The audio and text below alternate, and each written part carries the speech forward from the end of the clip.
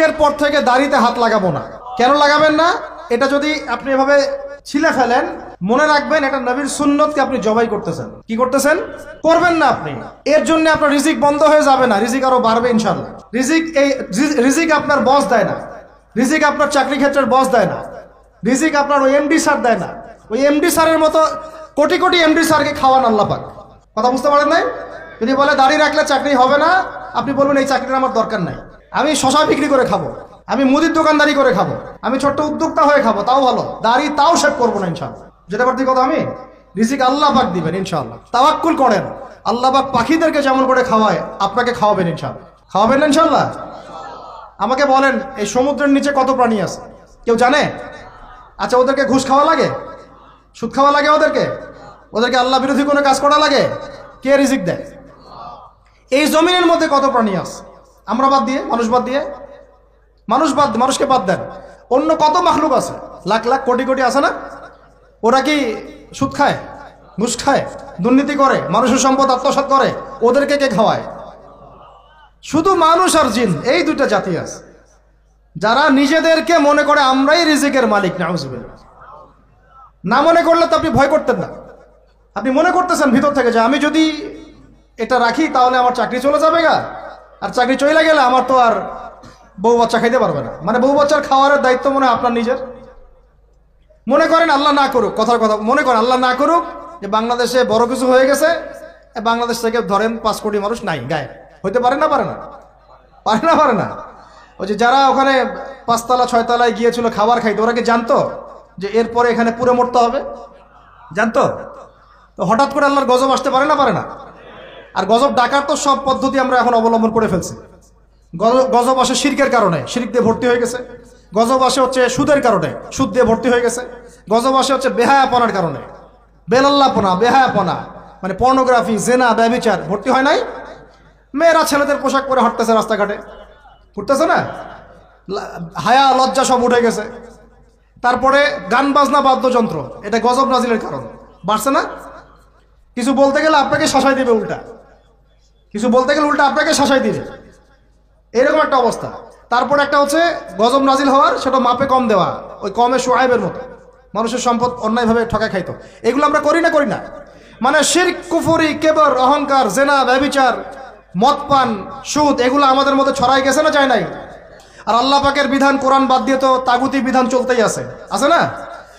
এগুলোতে আল্লাহ পাকের শাস্তি কত কাছে মনে হয় আপনাদের? যে কোনো সময় আসতে পারে না? ওইটাই বলছিলাম, মনে করেন যে বাংলাদেশের 5 কোটি মানুষ নাই, ভূমিকম্পে ধ্বংস হয়ে গেছে, অথবা মনে করেন গজবে ধ্বংস হয়েছে, অথবা অন্য কিছু। নাউজুবিল্লাহ, আল্লাহ পাক আমাদেরকে মাফ করেন। আমি এখন ওই 5 কোটি মানুষের পরবর্তী প্রজন্ম, মানে বাল বাচ্চা কাচ্চা যারা আছে, এদের জীবন চক্র থেমে যাবে না চলতে থাকবে? বলেন, পৃথিবীর ঘূর্ণন থেমে যাবে না চলতে থাকবে? সময় থেমে যাবে না চলতে থাকবে? তাহলে আমরা কেন চিন্তা করি যে আমরা ছাড়া আমাদের পরিবার চলবে না? হ্যাঁ, আমরা এই হারাম চাকরি না করলে আমার পরিবার খাইতে পারবে না, আমি সুদ না খাইলে আমার পরিবার চলবে না, আমি সমিতিতে নাম না লেখাইলে আমার বাল বাচ্চার বেতন দিতে পারবো না। কেন চিন্তা করি হবে? আমার কথায় কি যুক্তি আছে না নাই? একটু হলেও তো আছে নাকি? আমরা যদি কেউ না থাকি আমাদের পরিবার চলবে না? চলবে। আমার আব্বা মারা গেছেন আমার বয়স যখন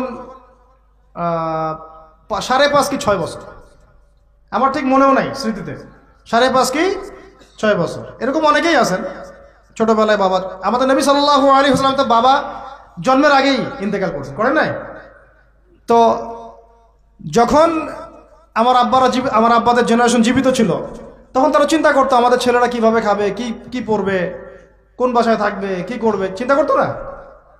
এখন যে আমি ধরেন, এটা কত বছর, 2024, 98, 26 বছর থেকে আমি এতিম অবস্থায় আছি। কত বছর? 26 বছর হয়ে গেছে। 26 বছর আমি চলি নাই, খাই নাই, কাপড় পরি নাই, পড়াশোনা করি নাই, আজকে আপনাদের সামনে বসে আছি না? এগুলো কার দেওয়া? তাহলে আমাদের চিন্তাটা আগে আল্লাহমুখী করতে হবে। রমজান এই চিন্তাগুলো দেওয়ার জন্যই আসে, যে আল্লাহ কনসিয়াসনেস, তাকওয়া মনের মধ্যে ঢুকানো, যে আল্লাহ আছেন আমার সাথে, আল্লাহ আমাকে দেখছেন, আমার কথা শুনছেন, আমার জীবনের সবগুলো ডিপার্টমেন্ট আমি আল্লাহ ভীতি দিয়ে ঢেলে সাজাবো ইনশাআল্লাহ। তাহলে আল্লাহ পাক বেহিসাব রিজিক দিবেন ইনশাআল্লাহ, বেহিসাব ইনশাআল্লাহ। তো যেটা বলছিলাম, আর দুটা পয়েন্ট বলে শেষ করতেছি ভাই। আমরা যে সাংস্কৃতিক অঙ্গনে যে যখন যাব, এখানে আল্লাহ ভীতির পরিচয় দেওয়া লাগবে। আমি এমন কোনো সংস্কৃতি ফলো করতে পারবো না যেটা আল্লাহর বিরুদ্ধে যায়, রাসূলের বিরুদ্ধে যায়। সবার আগে নিজের চেহারা ঠিক করেন, কাপড় ঠিক করেন, মাথায় টুপি নিয়ে আসেন, পাগড়ি নিয়ে আসেন, ঢিলাঢালা পোশাক পরেন। আমি বলতেছি না যে আপনার শার্ট প্যান্ট পরে নামাজ হবে না ইত্যাদি, এই মাসালা আমি দিতে যাচ্ছি না, এটা অন্য মাসালা, অন্য আলোচনা। কিন্তু আমরা আমাদের নবীর সুন্নত নিয়ে গর্বিত থাকবো ইনশাআল্লাহ। এটা আমার নবীর সুন্নত, আমার নবী মুহাম্মাদের সুন্নত সাল্লাল্লাহু আলাইহি ওয়াসাল্লাম, যার হাতে আমি হাউজে কাউসারের পানি খাইতে চাই, যাকে আমি স্বপ্নে একবার দেখতে চাই। দোয়া করি না আমরা এগুলা? যার রওজার সামনে গেলে আমাদের চোখ দিয়ে ধর করে পানি পড়তে থাকে, তিনি ওখানে জীবিত না? আমাদের সালামের উত্তর দেন না? সুবহানাল্লাহ। আমরা কি বলবো আসলে, প্রসঙ্গক্রমে কথা চলে আসে।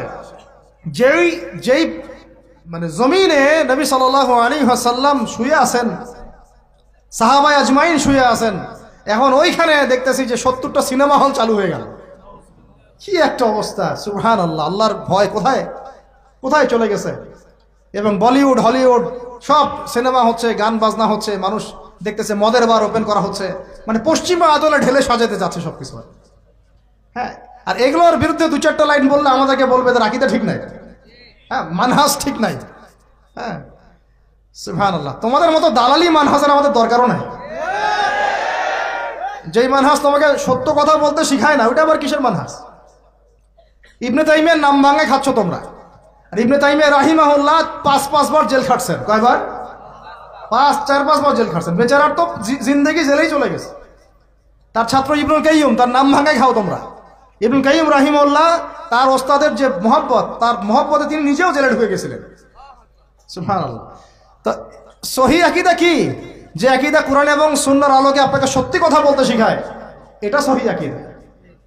আর যে আকীদা কোরআন এবং সুন্নাহর সত্য কথাগুলো আপনাকে বলতে বাধা দেয়, মুনাফিকদের পক্ষপাতিত্ব করতে শেখায়, ঘুরিয়ে ফিরিয়ে ইহুদিদের পক্ষে কথা বলতে শেখায়, ওইসব সহিহ আকীদা শেখারও আমাদের দরকার নেই।